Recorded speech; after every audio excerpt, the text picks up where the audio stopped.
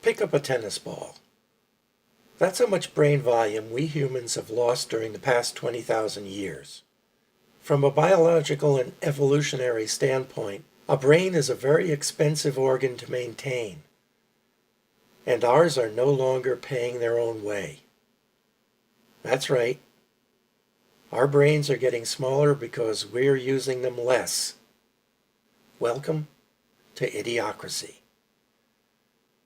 At this rate, in another 20,000 years, we'll all have brains that are no bigger than those of a Homo erectus. And not long after that, chimps will be outsmarting us. As I listen to all the drivel on the news this morning concerning the shooting in Florida, I can tell that our brains really aren't being used. The school authorities are thinking of tearing down the Parkland School building where the shooting took place, so people won't be constantly reminded of the tragedy. Then they'll turn the empty land into a memorial, so people won't forget the tragedy. I'm a logical person, so this seems to me to be an example of Poe's law. It's impossible for me to create a parody of an idea that's such a good parody of itself. I went through a list of all the school shootings here in the U.S. The list begins with a shooting in 1764, which turned out to be a tragic episode that took place during Pontiac's War. I examined every incident on the list from then on. Up until 1966, they were essentially personal disputes over grades, or expulsions, or grudges, during which one or maybe two people were hurt or even killed. Then came the Texas Tower Massacre. After the fact, an autopsy was done on the shooter and a tumor was found in his brain. The experts thought that tumor could be the source of his violent actions. 3 months later, there was a copycat in Mesa, Arizona, committed by someone who was clearly out of his mind. Next on the list was Kent State, where the National Guard killed 4 students. Then came the Fullerton Massacre in California, where the shooter was found to be legally insane. Then came a long hiatus, 15 years. It was during that hiatus that there were a number of major shifts in public educational policy. Using its power to protect people's civil rights and privacy rights, and its revenue-sharing power, the federal government took de facto control over the nation's educational policy and created the Department of Education to enforce compliance of what amounted to a one-size-fits-all educational policy. The resumption of school shootings got off to a slow start. Then came Columbine. The frequency of shootings went up, and the death count went up. But more importantly, the cause of most of the shootings pointed to mental health issues.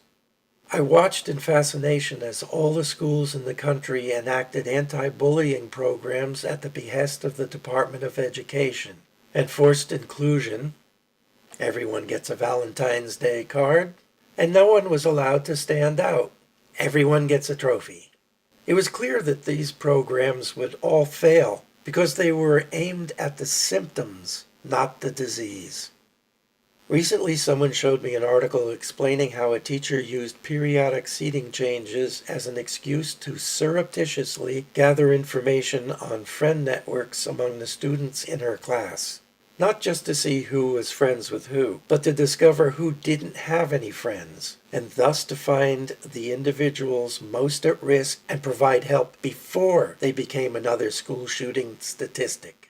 That is, to actually address the problem.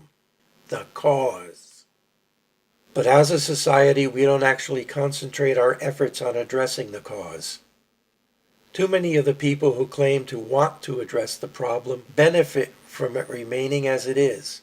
The anti-gun faction wants an excuse to eliminate all firearms from private ownership. Don't misunderstand. Many of them claim that eliminating all firearms is not their ultimate goal. But make no mistake, they're lying to us or to themselves. Solve the problem and they lose their best excuse for the next round of gun ownership restrictions. The FBI, the organization that wants us to say something if we see something, was warned multiple times that Nicholas Cruz was a loose cannon ready to go off. But after a number of people saw something and said something, the FBI did nothing. They were too busy engaging in illegal political activity, exonerating Hillary Clinton and framing Donald Trump, to be bothered doing their real job. To be fair, since the days of J. Edgar Hoover, the FBI had surreptitiously involved itself in politics. Only now they're not bothering to cover it up anymore.